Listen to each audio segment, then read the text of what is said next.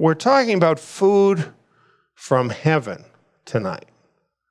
And I think this is an especially important passage of Scripture that we're looking at from several different directions. And I want to choose to look at this initially from the three instances of food from heaven that are involved in these passages. And for one way or another, each of these is food from heaven. So we're going to look at these now and see how these relate to one another. First, we have feeding 5,000 people with 5 loaves and 2 fishes. That's not from the earth. You won't be able to find anybody on the earth that can do that. That can only happen, that can only come about from heaven. So that was people being fed with literal food from heaven. And of course, we considered that in our last Tsiyon Academy. And we had some excellent teaching from our students on this. And some interesting things that we learned is that when Yeshua did this and he fed the 5,000, it was really more than 5,000, right? Because that number didn't even include the women and children, so it was a huge multitude of people. And they responded to what they saw by saying, this truly is the prophet who comes into the world. In other words, the prophet like Moses. That's what they were thinking that he was. And Yeshua had to withdraw because he knew that they wanted to grab a hold of him and make him their king. Now, a lot of people would think that's a good thing. Yeshua didn't think that was a good thing. Because what they were doing is, instead of seeing this is the Son of God and simply submitting to him and following him, they had an agenda. And they were trying to push their agenda. And they thought, oh, now we've got the guy we need to do what we want to do. So that's what was going on with them. They were getting a perceived need met. That's what they were trying to do. So, getting into the verses from tonight, we have the whole thing about how they looked for him. He wasn't there. They tried to find him. Eventually, they found him in Capernaum, and they didn't know how he got there. And Yeshua said to them, most certainly I tell you, you seek me, not because you saw signs, but because you ate of the loaves and were filled. See, Yeshua saw through these people. He saw that the reason that they were seeking him was for their own reasons. And he mentions here, not because you saw signs. As we go along, we're going to find out they didn't even see the signs in the terms of recognizing them as signs of what they were. So they saw it all happen, but they didn't put it together that this is a sign of who Yeshua truly is. And it goes on here, it mentions, don't work for the food which perishes, but for the food which remains to eternal life, which the Son of Man will give to you, for Elohim the Father has sealed him. So he's saying, you've seen this, you saw this happen, but you didn't really see it as a sign of who I am and what I'm doing, and that I've been sealed by the Father for his purpose. You didn't see that. So the signs pointed to Yeshua, but they didn't get that. Now, one other thing I want to say is, this is late now in Yeshua's ministry. We're only in chapter 6, but it's been counting off the Passovers. This is the 3rd Passover already. This is 3 years into Yeshua's ministry. It left out a whole bunch of stuff because it's in the other Gospels. We've gone through all that already. By the time this happens, they have seen all kinds of miracles. They've seen all kinds of signs, not just this one. They've seen people cured of every disease. They have seen people set free from demons. They have seen miracles of many kinds. So there were many signs that were done in that area of Capernaum in Galilee. This is the main place where Yeshua did his ministry. So, these people he's talking to, they had seen him do so much, and yet they had been missing the point of what they saw. And they're following him around. Why not? Maybe he can clear up my headache. Maybe I can get more food from him. Maybe he's going to give us something else today. And this is such a good show, watching all this. So this is where most of the people were at, and this is 3 years into his ministry. It really shows you something about the nation and really how faithless they were. So I have 3 points here. The signs pointed to Yeshua, and the people, for the most part, didn't get that.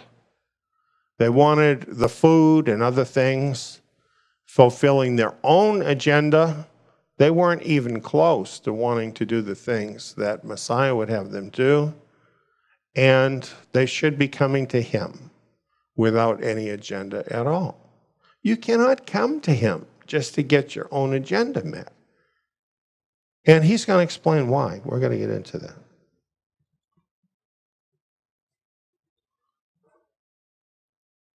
So, their response to him is, they said therefore to him, what must we do that we may work the works of Elohim? So,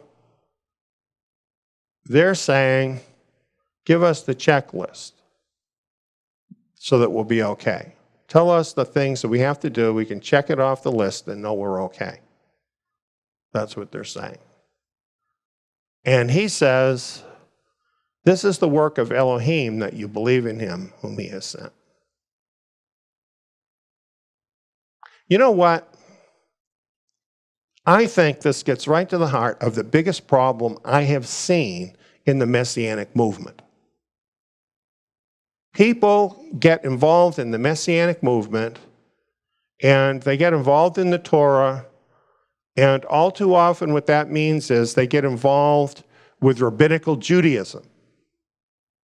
And they get thinking like rabbinical Jews. And basically this is what they're saying. What must I do? What must I check off to be okay?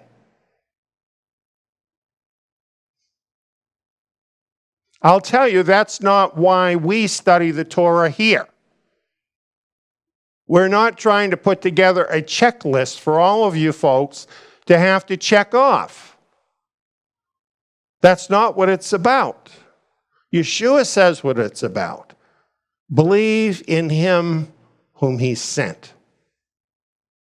Believe in Yeshua Messiah. Now, to believe in him, that's more than just saying, oh, I believe in you. That is to walk with him, to follow him. And that is keeping the Torah in a living way by the Spirit. This is what Yeshua is talking about. You've got to get away from that religious thinking and see that it's all wrapped up in Yeshua Messiah. And I've seen people, I hear about them, and it grieves me.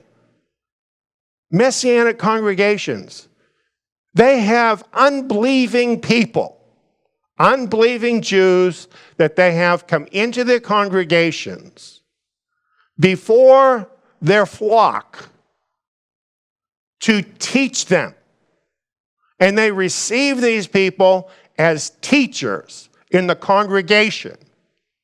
And shame on them.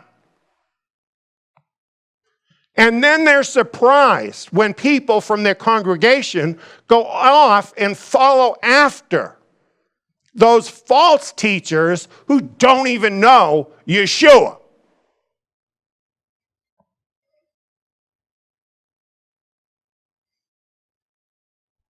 This happens all the time.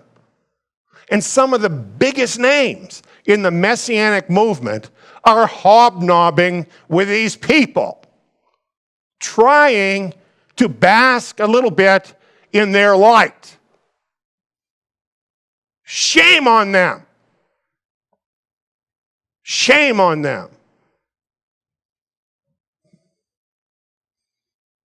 Everything we need is in Yeshua, the Son of God. We do not need false teachers, Jewish or otherwise. This does upset me.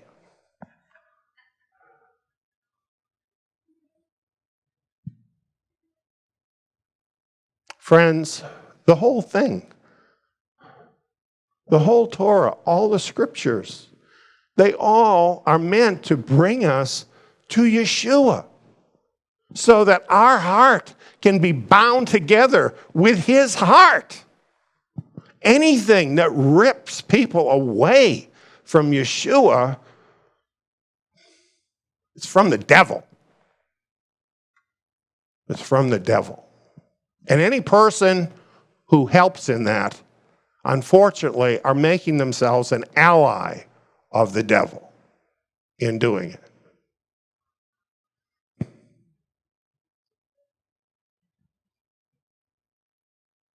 What Yeshua is saying to these people who are trying to list out these works is drop your own agenda. This is not about religion. This is not about a list of works.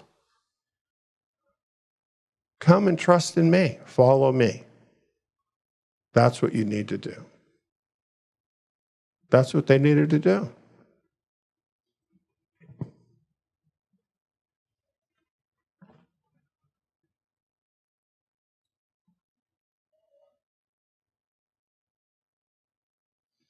Now, this next thing really floors me.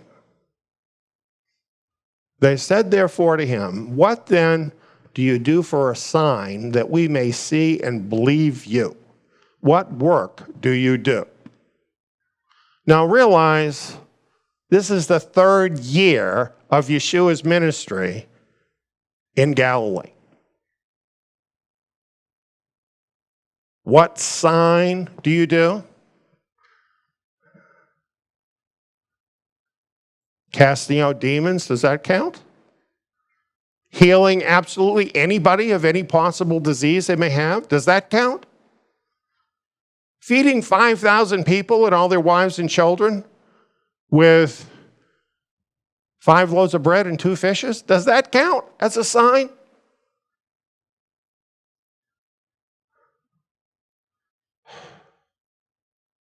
Man. You know what? This is just how people are today. Especially today. Nobody will believe anything anymore that they should believe. No. They get on the internet and they shop for ideas. They go to this teacher and they like this thing he says, but they don't like this other thing he says. So they take the one thing he says, and then they go to this other teacher. It's just a couple of clicks. They like this thing he says, but they don't like this thing. So they add the thing they like to their list of things. Then they go on to the next thing, and it just keeps going like that. And ultimately, they're left really with nothing but a grab bag of ideas that they put together. In that, they're a lot like these people. They miss it. They don't see what's really happening. They think it's all about something they've got to grasp in their brain. It isn't about that. It's about what is Yeshua doing and where is he doing it. That's what it's about.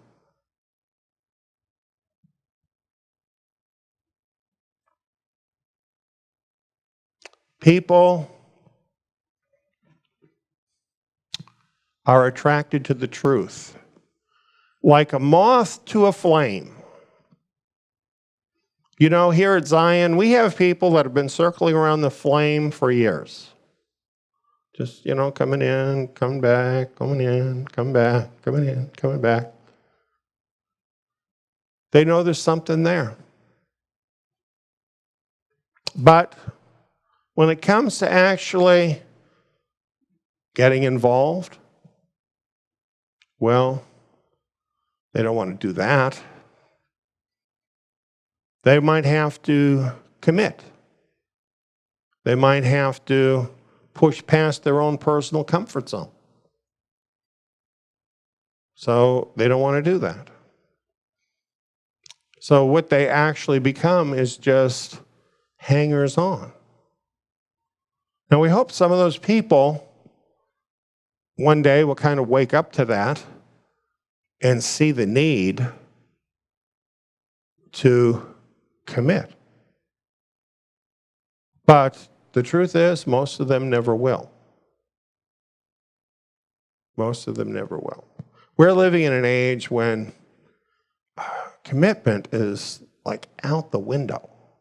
You look at it in every area. Look at it in family life, right?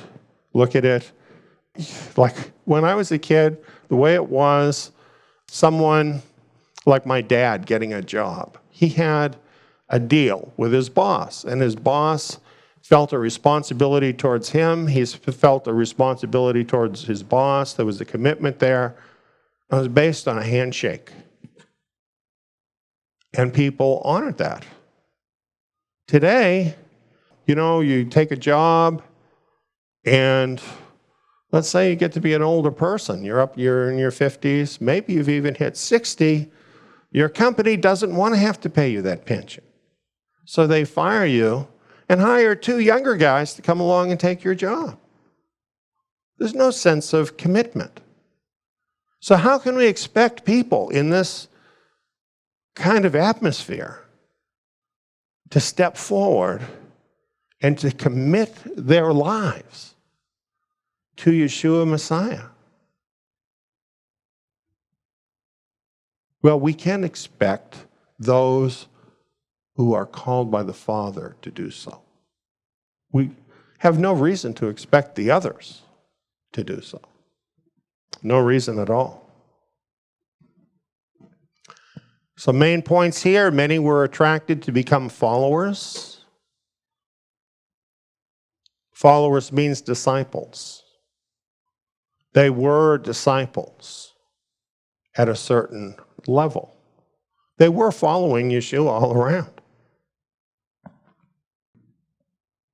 And they were attracted to what they saw as the show.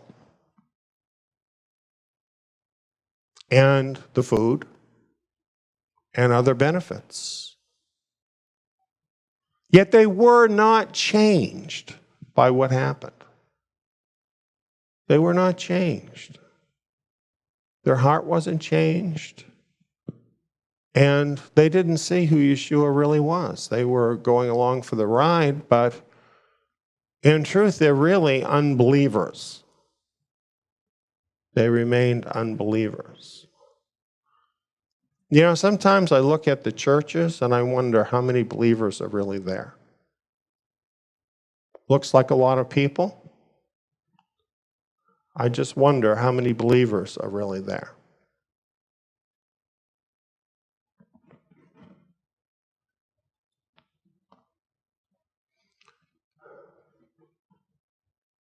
Well, now we get to the second bread from heaven, and this is the manna from heaven that Yahweh gave his people when they were wandering in the wilderness for 40 years.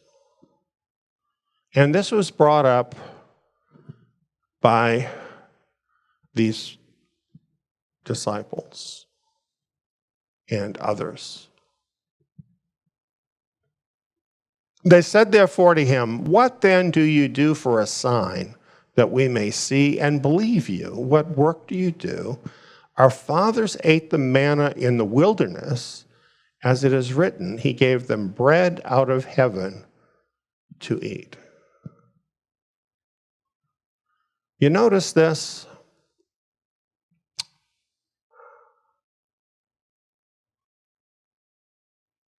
He gave them bread out of heaven to eat. That was the manna. So what are they saying? They're saying, well, Moses gave us this bread from heaven. And of all the stuff you've done, what have you done that's equal to that? That would make us believe what you're saying to us. Because this assumes that if Moses was there, they'd be doing what Moses said. But do you think they would? I don't think so. I think they were giving themselves too much credit.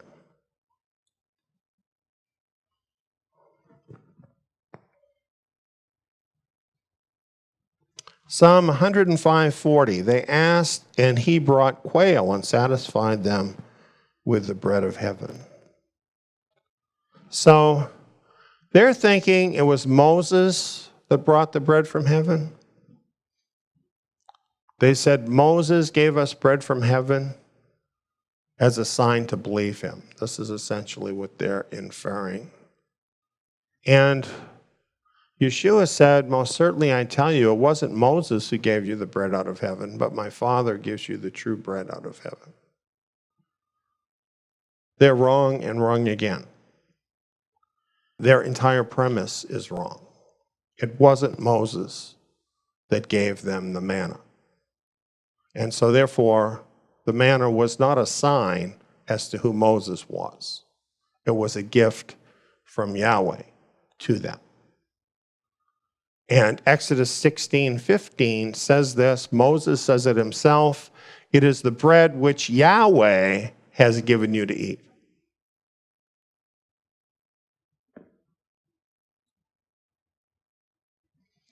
Yeshua said to them, most certainly I tell you, it wasn't Moses who gave you the bread out of heaven, but my Father gives you the true bread out of heaven.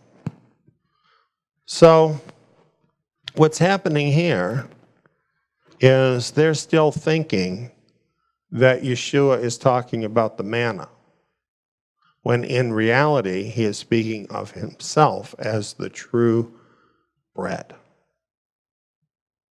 What he means by that is the manna was a picture. The manna was given you out of heaven to be a picture of the true bread from heaven that Yahweh was going to give you.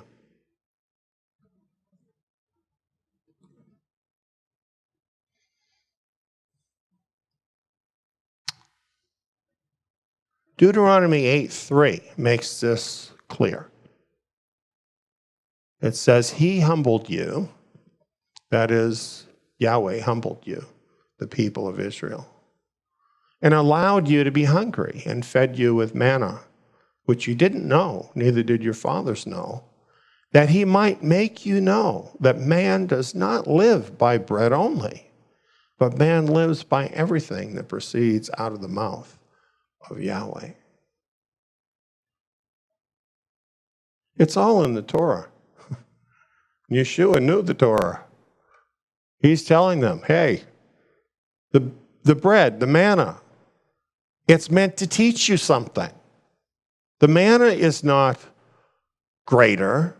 The manna points you to the thing that's greater. That's what it's saying right here. It was given to you for a reason. I'm trying to show you something. I'm trying to show you that man does not live by bread only, but by everything that proceeds out of the mouth of Yahweh. And of course, Yeshua proceeded from Yahweh, and every word he spoke proceeded out of the mouth of Yahweh, and he himself is called the Word from Yahweh. All of this is totally consistent with the Torah, this teaching of Yeshua. They're the ones that are mistaken in their assumptions.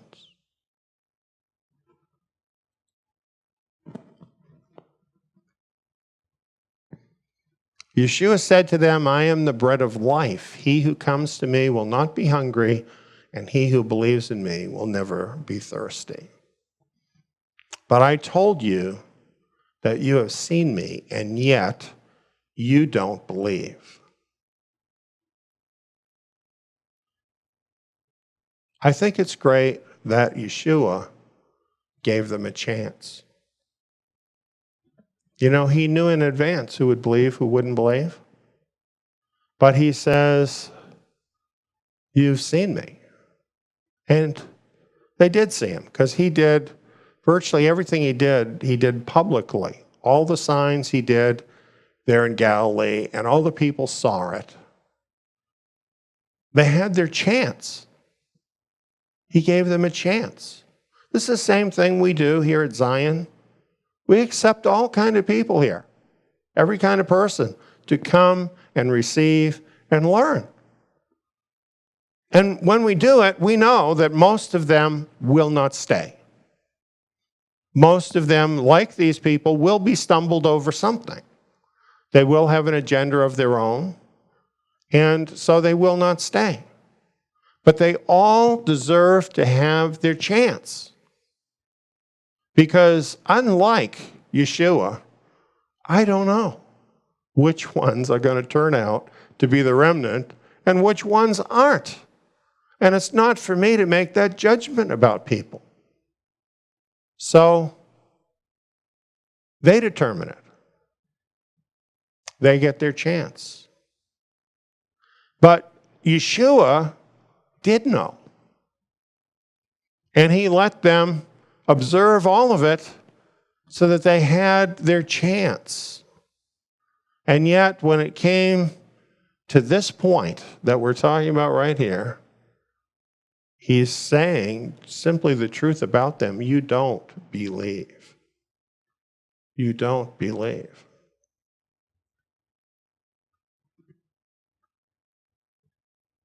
They didn't believe in him. They did not put their trust and their confidence in him. They did not believe.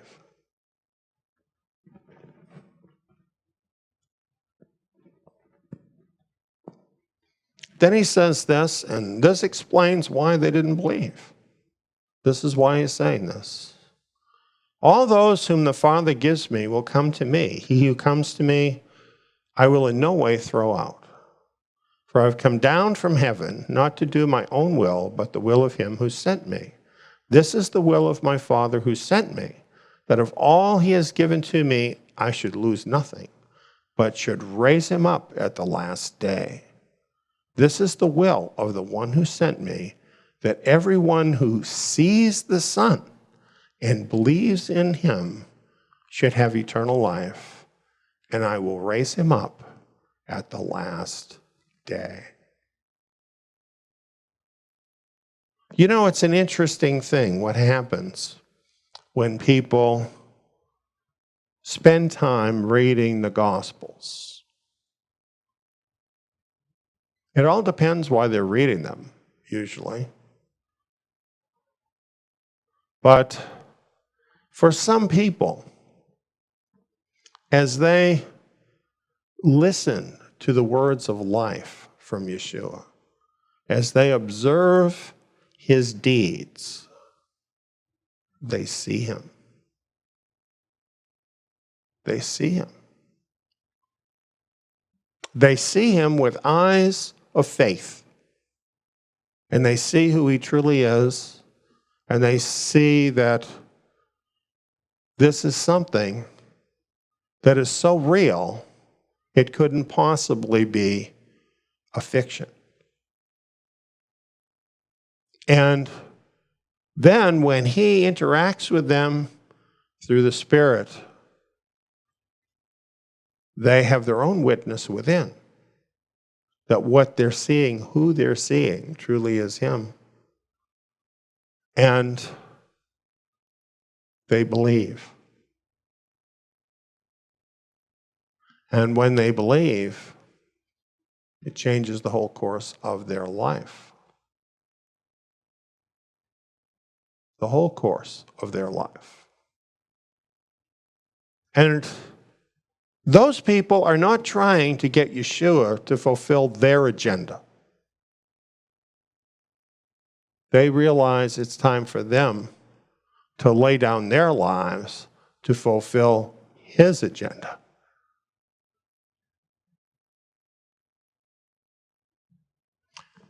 So what is Yeshua saying here? Well, I noted 5 points. The defect is not in my signs, but in your unbelief. This is what He's saying to them. I'm doing the Father's will, and I'm not seeking popularity.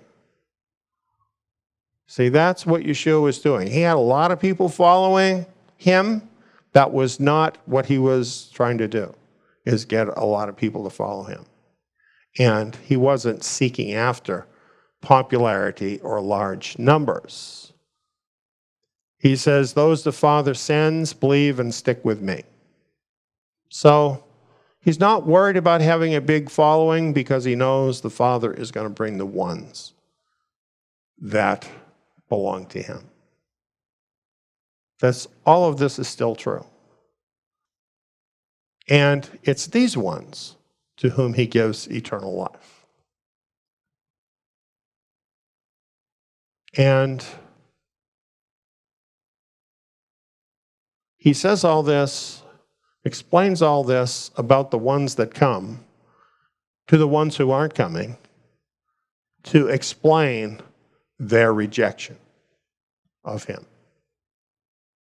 You know, it's interesting when people turn away from Messiah. It's never their fault. It's always something that somebody else did. It might be something Messiah did. It might be something some other brother and sister in the faith did. It might be something some Bible teacher did. It's always somebody else's fault. It's not because they turned away. It's not because they love something else more than Messiah. It's never that. It's never that. It's always put on somebody else. And Yeshua is here telling them, no, that isn't what it is. It's that apparently you're not one of those people that Messiah called to me, because those people don't leave me.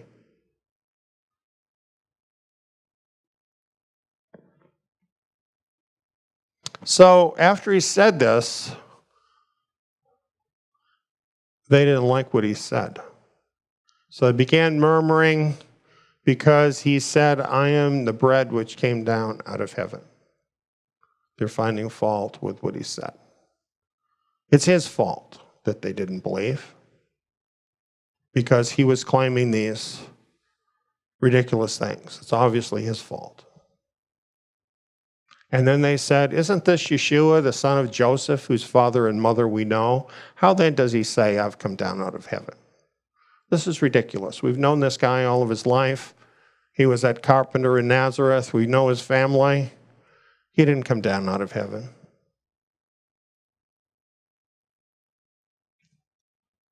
Who is the world going to say is right? Yeshua, who says, I came down out of heaven, or these people?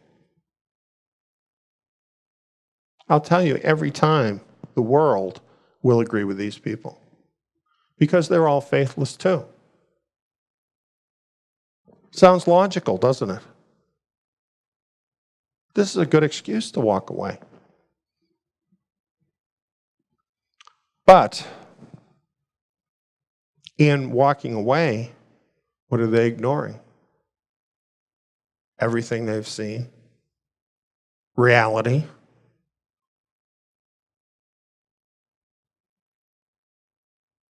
We'll just forget that, though. Rely on human reason. reasoning. We've got our excuse. We're free. Okay.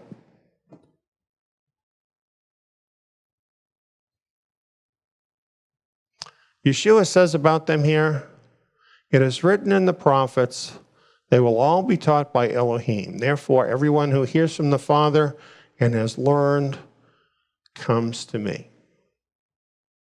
He's saying, in other words, since all true Israelites are taught by Elohim, and of course, he is Elohim, right? And they're not, they can't be true Israelites. And that's why they're not coming. Does that hold up? I think it perfectly holds up. It perfectly holds up. This is why it is such a sin to do what I was talking about, as they do in Messianic congregations, in some Messianic congregations, having unbelievers come in to teach. This is why it's a sin. They have no business doing that. I'm not saying none of those people know anything. They can teach you all kinds of nifty stuff about Hebrew.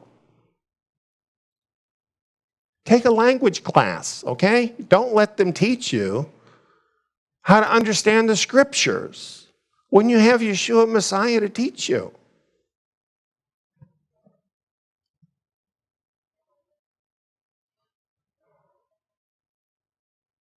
Now Yeshua says this about the manna. See, they're still hung up on that. He says, your fathers ate the manna in the wilderness and they died.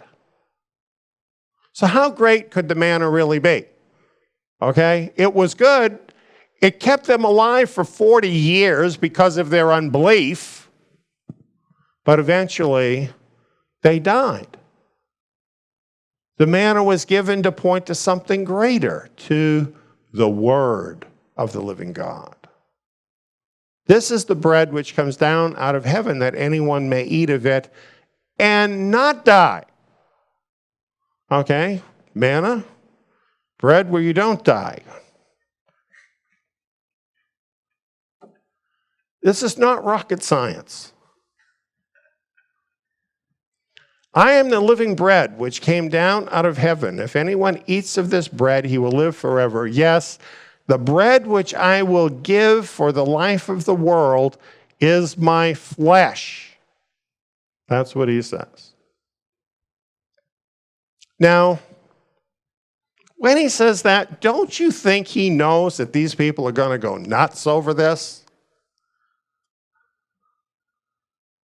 Do you think that he was really so disconnected from the people he was talking to that he didn't know what the effect of saying this was going to be with these people?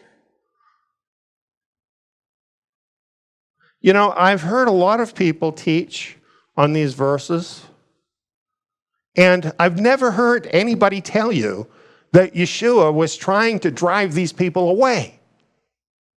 I'm telling you, he was trying to drive these people away. He did not need a multitude of people following him around everywhere he was going who were not even committed to him and didn't believe in him. Get rid of those people. So he was saying things to them, however true, that he knew would drive them away. This is so contrary to anything we ever have seen in any well-known religious leader that it doesn't even occur to people when they read the verses, that's what he's doing. They all want the people to keep following them. To them, you know, it gives them this sense of, I don't know, importance or something. Yeshua didn't need them to be affirmed. He had the Father in heaven affirming him. They were just dead weight, slowing him down and impeding his movements, and his ministry. That's what was happening. Now you think, or some people think, Yeshua would never do that because he just loves everybody and he's never going to do anything to make people go away.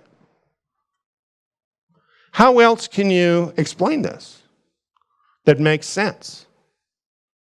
Can you actually believe that he would tell these people, essentially, they needed to eat his flesh without knowing what the result would be with these people?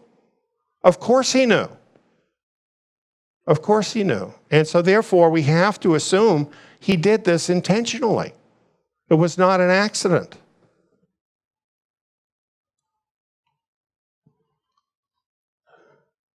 And this is the result he got. The Judeans therefore contended with one another, saying, how can this man give us his flesh to eat? They took the bait. They took the bait. But of course, he was not actually talking about cannibalism. He was speaking spiritual words, but fleshly ears cannot hear spiritual words. So they didn't get that. Then he goes on, okay, now that he's got them questioning, he says, most certainly I tell you, unless you eat the flesh of the Son of Man and drink his blood, you don't have life in yourselves. Don't you know when you read John 6 and you read these words, they're supposed to be shocking? They're supposed to be shocking. They're very real. The spiritual message behind this is absolutely true. Very real for the spiritual man. It means we absolutely need to fill ourselves with Yeshua Messiah. That's what it means. But to the fleshly man, this is so shocking. It is, in fact, intended to weed out those unbelieving hangers-on. That's what it's about. It's meant to cause a separation. That's what it's about. Now, you think that's shocking. Yeshua raises the shock factor over the roof, okay? For my flesh is food indeed, and my blood is drink indeed. He who eats my flesh and drinks my blood lives in me, and I in him. As the living Father sent me, and I live because of the Father, so he who feeds on me, he will also live because of me. This is the bread which came down out of heaven, not as our fathers ate the manna and died. He who eats this bread will live forever. Taken literally, this is a shocking teaching, and it's heretical, right? There's absolutely nothing in the Torah that condones cannibalism. So this is what they're thinking. And they're shocked, and they're feeling justified in their unbelief. Surely we're right that we don't believe in this man, because look at this horrible thing that he's saying. Totally shocking thing.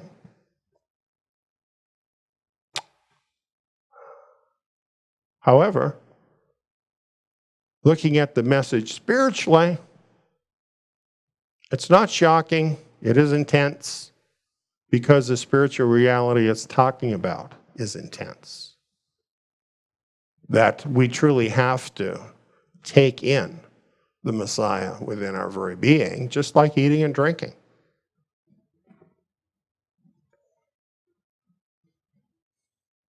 Now, this I find interesting. This is all of this that we've just been reading didn't happen like in the park or, on the front lawn or something. This all happened in the synagogue at Capernaum. Back then, the synagogue was like the center of the whole community. And if this is Shabbat, everybody's there. And Capernaum was his base of operations.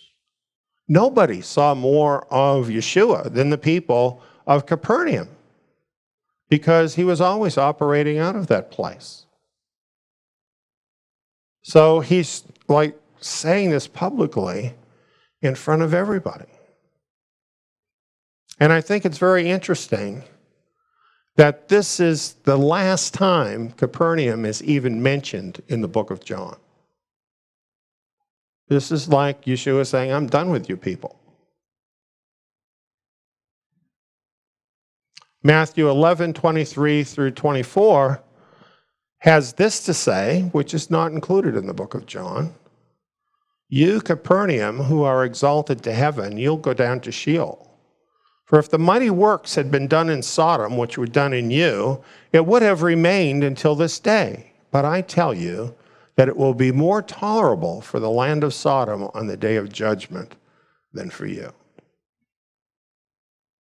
And why wouldn't it be? With all that they had seen, with all that they had heard, and yet, except for individuals, some remnant from among them, they did not believe.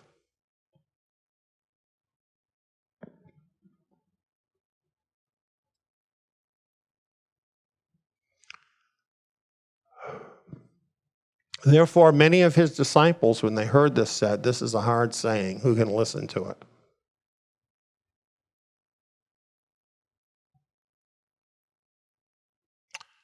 Yeshua, knowing in himself that his disciples murmured at this, said to them, does this cause you to stumble?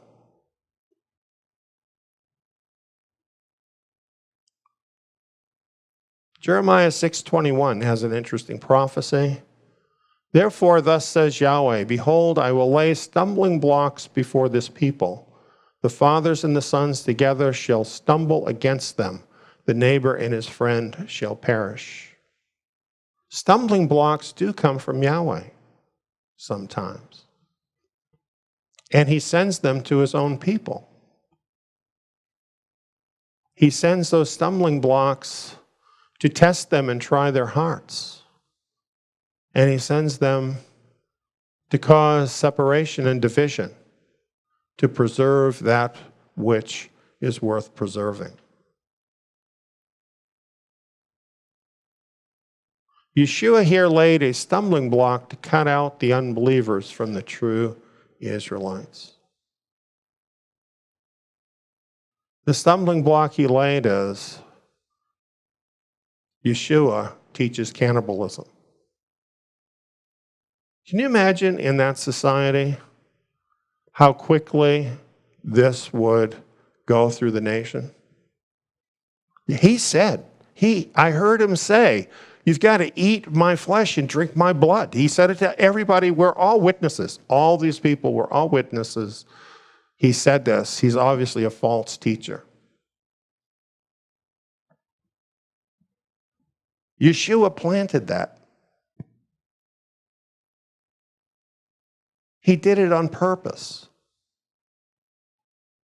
along with a lot of other things that he did that were stumbling blocks.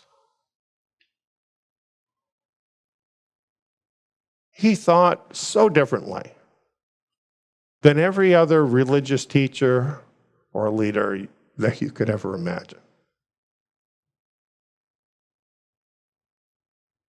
He was testing people's faith by putting that stumbling block before them. He was narrowing down the field to real truth seekers. Yes, the real truth seekers would not be turned aside by even something so shocking as the claim of cannibalism.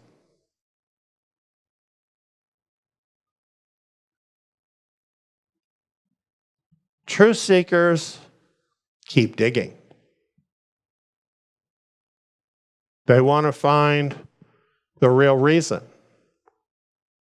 The truth seeker would hear that and they would say, yeah, but why did he say that?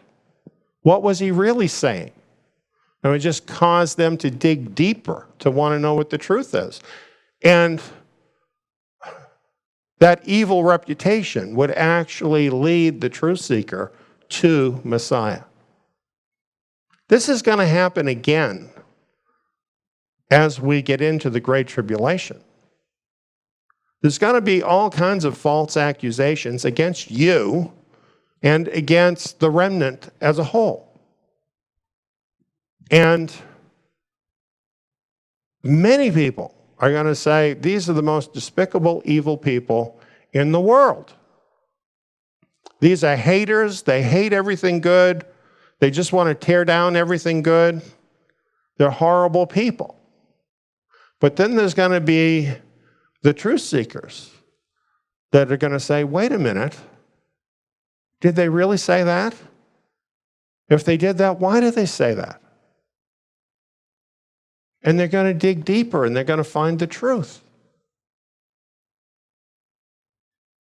You know, this may shock you, but not everything you find on the internet is true. Have you learned that yet? Not everything people tell you is true. And certainly, very little of it is the real story or the whole story that you might hear. Truth seekers know that already because they've been dealing with it for years, right? As they've been digging and seeking the truth. They've had to push away all of that nonsense to get as far as they are already. They're not deterred by that. But the people who love the praise of the world, the people that have their own agenda, they're turned away immediately by stuff like that. We've seen this here at Tsiyon quite a lot. People come along, they'll like things that we teach, and then they'll find something like holy time. And they'll say, what? You're having a Sabbath on a Tuesday night? What is this? And they're gone. They don't want to know what it's about. As a matter of fact, I've had some of these people ask questions about it. I've actually given them the book. They have promised they would read the book, but they never will read the book. Because they know if they read the book, then they'll have to deal with that truth, and they don't want to keep the Sabbath on a Tuesday or a Thursday, because they know if they do that, it's going to separate them from everybody that's going to call them a lunatic. Here, we just tell you what the truth is. You have to deal with it. That's how it is. We'll do whatever we can to help, though. We will. But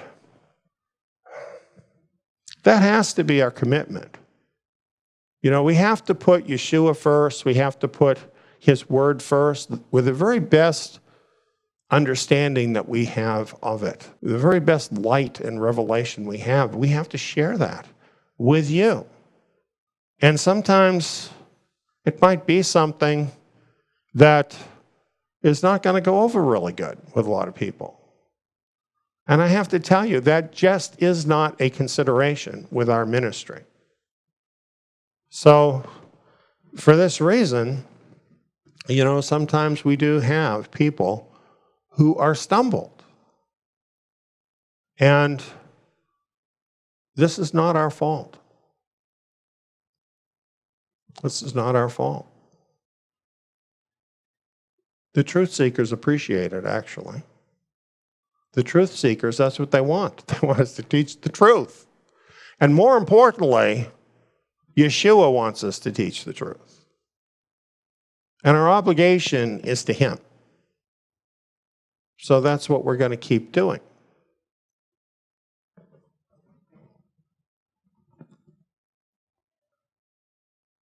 The words that I speak to you are spirit and are life, but there are some of you who don't believe.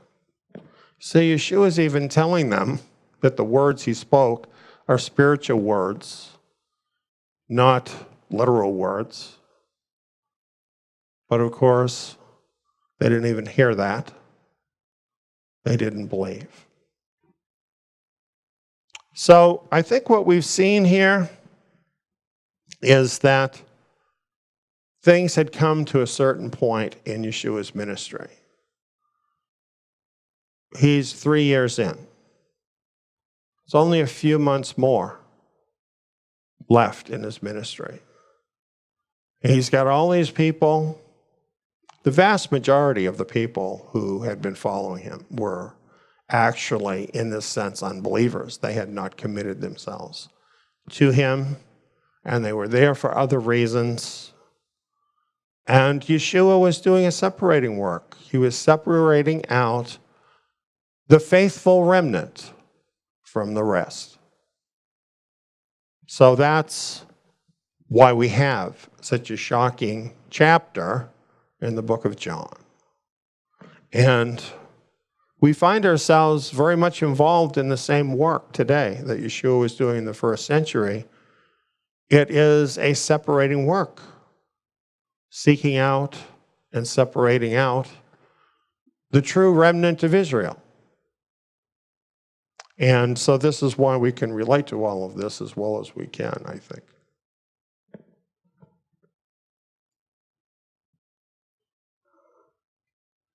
So at this, many of his disciples went back and walked no more with him.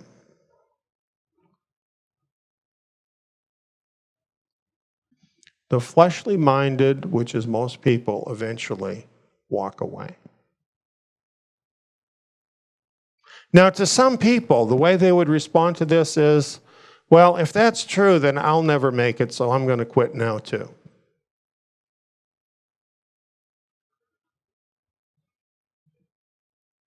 That's a self-fulfilling prophecy, isn't it? That's not how overcomers think. The overcomers think, well, I'm not most people. I'm determined. I know who Yeshua is. I'm going to stick with him. I'm going to ask him to help me. I know it's hard, but I'm going to stick with him all the way. That's what an overcomer thinks.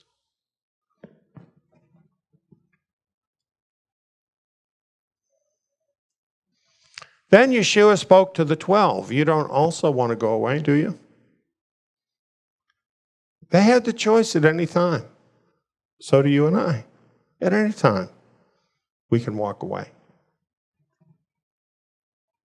And Simon Peter answered the famous answer, Lord, to whom would we go? You have the words of eternal life.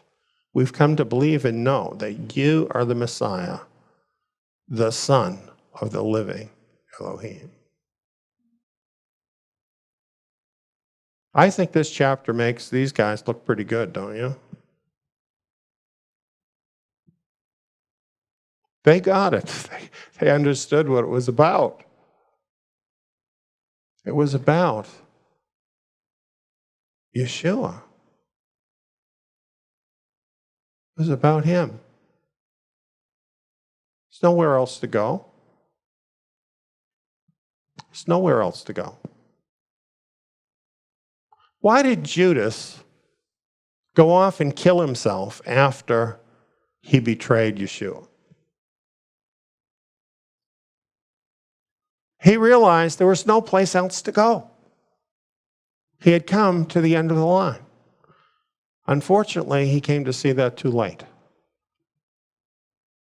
There's no place else to go.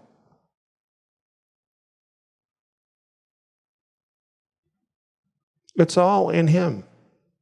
Eternal life is all in him. Eternal life in this life is all in him. Anything that's good and worthwhile, it's all in him. Peter nailed it. Peter nailed it. Do I get disappointed with myself sometimes? Do you? Is that going to make you quit? How can you quit? There's no place else to go, right? So, what do? Every day is a new day with Yeshua, right? So you pull it together, you go to him and you say, hey, you know what? It's all about you, not about me. Let's go. Right? We don't have to be bogged down by those things. If Yeshua is the one that matters, if he's at the center, you don't have to be bogged down by all your own stuff. It's about him. What a relief. What a tremendous relief that is. People can say to you, well, you're this, you're that, you're the other thing. And you can say, oh, you're right, but I've been saved by grace. It's all about Yeshua. Right? You don't even have to take that stuff personally. It's all been dealt with. It's all been dealt with. Yeshua. It's about Yeshua. That's John chapter 6. It's about Yeshua.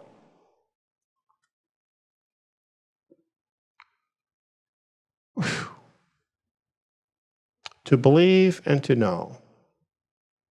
To believe and to know. We have come to believe and to know. That either happens or it doesn't happen, you know? Some of us have come to believe and to know Yeshua.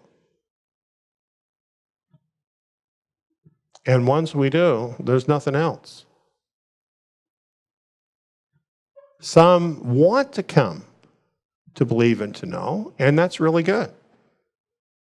They need to keep seeking him so that they also come to see and to know. That's great. But there are some who do not come to see and know, and it's about other things for them. And as it was for Judas. And those are the people that will come to be the betrayers, like he was a betrayer. And this too is part of Yahweh's plan to purify his people. So why he lets these things happen.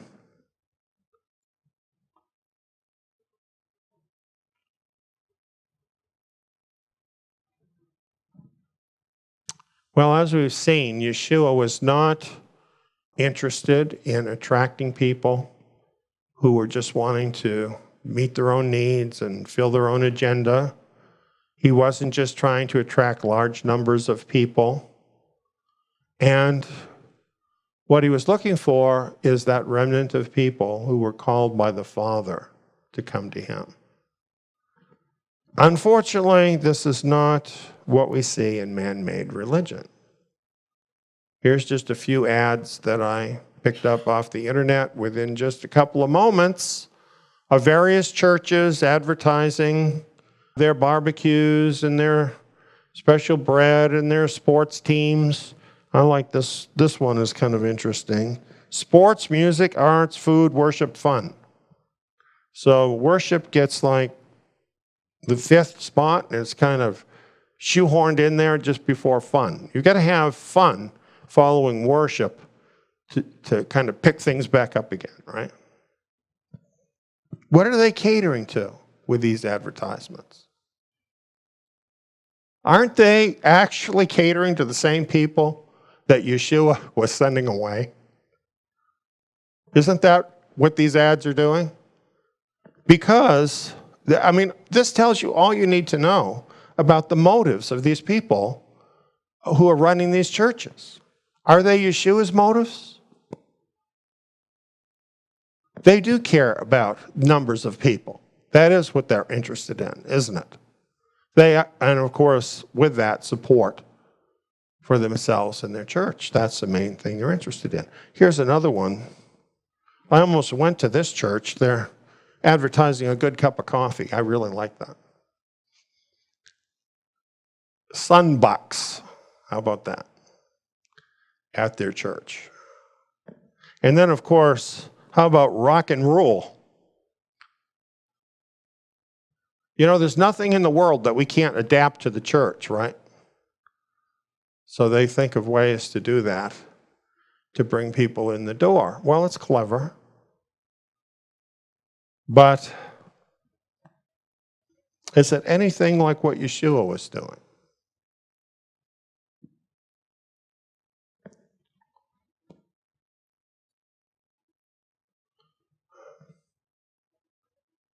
Here's the bottom line on all of this.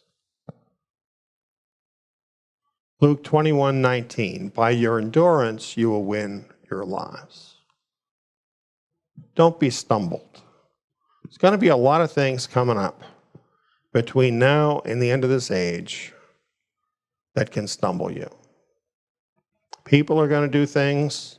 Your brothers and sisters are going to be wrong about things sometimes. Some of them are going to sin.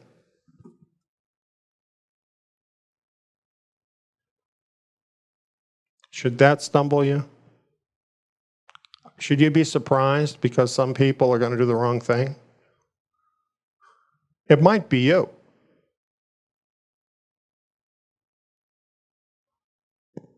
Endure. Endure. This is all about enduring in the faith. Endure.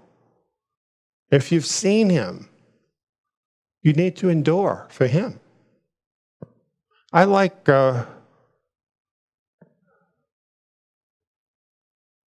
this verse. This saying is faithful, for if we died with him, we will also live with him. I guess that's the first thing. Did we die with him? Did we put our old man to death to really live Yeshua? If we did, then we're going to live with him. If we endure, we will also reign with him. So in other words, okay, we died and we live with him. If we keep doing that, we're also going to reign with him. This is our promise. This is what we're reaching for, right? If we deny him, he also will deny us. He says that. If we are faithless, he remains faithful. He can't deny himself. So often we find that's true. In some area of our life, we're not believing. And yet he is faithful to us and he brings us through. How many times have you had that happen? Depends how old you are. If you're my age, it's happened a lot of times. He's there. He's faithful. He can't deny himself. If you just work with him, he'll get you there. He will. Endure. Don't give up. That's it. Just keep hanging on. Don't give up. And I couldn't not have this one because this is our theme scripture for this year, right? You therefore must endure hardship as a good soldier of Messiah Yeshua. Disciples are called to endure hardship. Many times Yeshua tells us that we should expect hardship in this world because the world doesn't like us very much at all, actually. So we are going to have hardship, and we need to endure it as good soldiers of Messiah Yeshua. A soldier has a mission. And soldiers aren't known for living in the lap of luxury, right? They do what they have to do to accomplish their mission. That's what this verse is about. That's who we are. We're soldiers of Yeshua Messiah. And we must endure hardship as good soldiers. We don't want to be not good soldiers, right? We want to be good soldiers. So we must endure hardship. And If we do that, if we endure in our faith, we have so much to look forward to. And we have such a great example in Yeshua himself, who endured all of this contrary talk and unbelief from sinners and unbelievers, and even though they were his own people, and who gave his body and his blood as the atoning sacrifice through which we might have life. And of course, that is the food from heaven. Was this video informative? Click the like button below to help spread the word to others. Feel free to leave a comment and share your thoughts.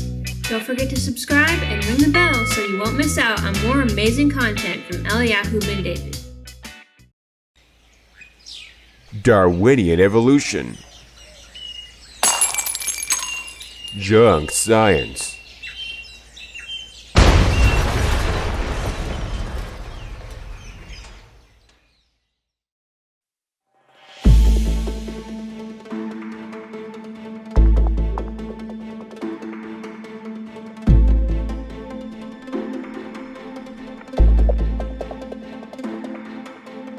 We say that Charles Darwin wrote a book, and it was published in 1859. And his book on the origin of species, which is really not the whole title, it's telling you what he's really saying. It was Darwinism that gave them scientific justification to go in and dominate the so-called savages. That's what evolution is about.